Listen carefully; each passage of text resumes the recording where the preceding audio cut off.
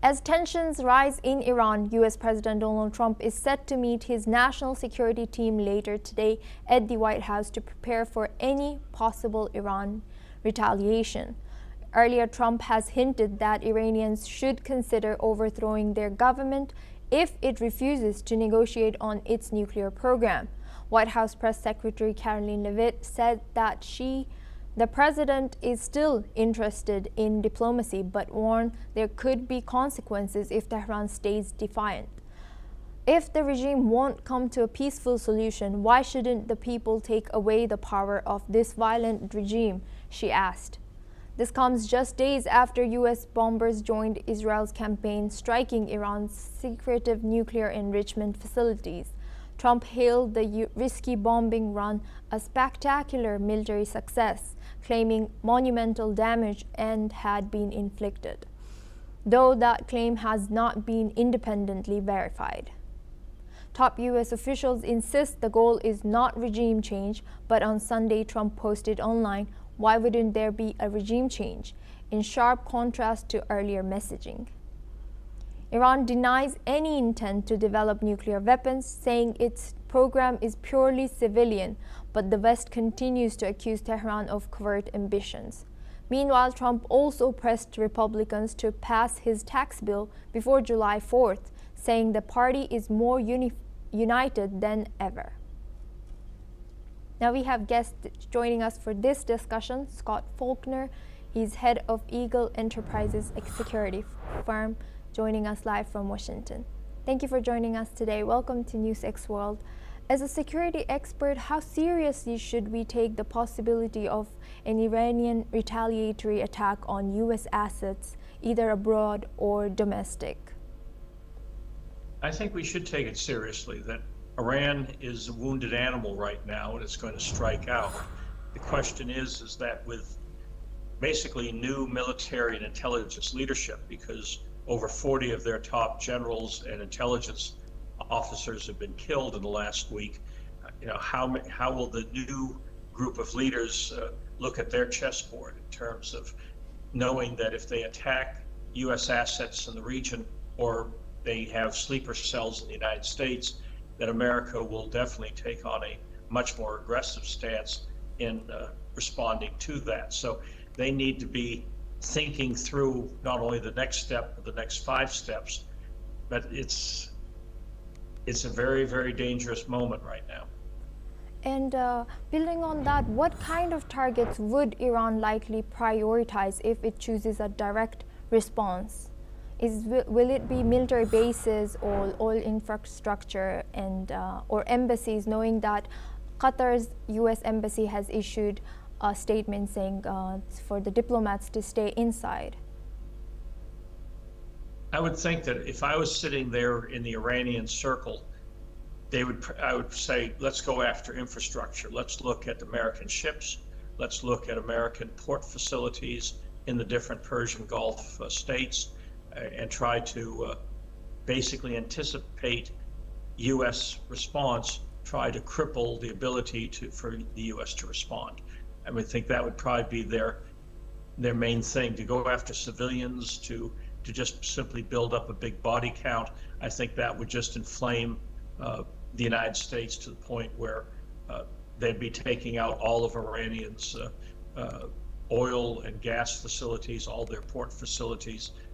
I mean, it would definitely be a huge escalation if Iran strikes. And how significant was the strike on Iran's enrichment facilities? Did it really damage Iran's capabilities or just provoke escalation, according to you? I think it crippled it. The damage assessment so far shows that there probably should be another round of attacks to take these out fully.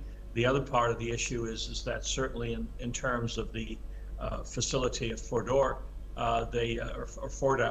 they had 15 trucks lined up about 2 days before the attack. So the question was either nuclear material or equipment taken out of that facility before the bombs fell. So there's a possibility that Iran was beginning to disperse their assets, nuclear assets, before these attacks, the fact, but the attacks had to happen. I mean, Iran is too close to having nuclear weapons. Something had to be done to cripple it. We now need to find a way to end it. And probably the only way to truly end it is regime change. And according to you, how long do you think this cycle of escalation could last? Are we looking at a protracted conflict through this summer, or will it be longer or shorter? It'll be, I mean, it's total speculation. If there is no regime change, then we're looking probably at least a 30 to 60 day window of activity until either, I mean, Iran is starting to really deplete its ballistic missile supplies. So it's, and with Israel taking out more and more of their launchers, attacking and taking out a lot of their storage facilities, Iran's ability to respond is starting to decline dramatically. So it could be like a 30-day window before things start to exhaust.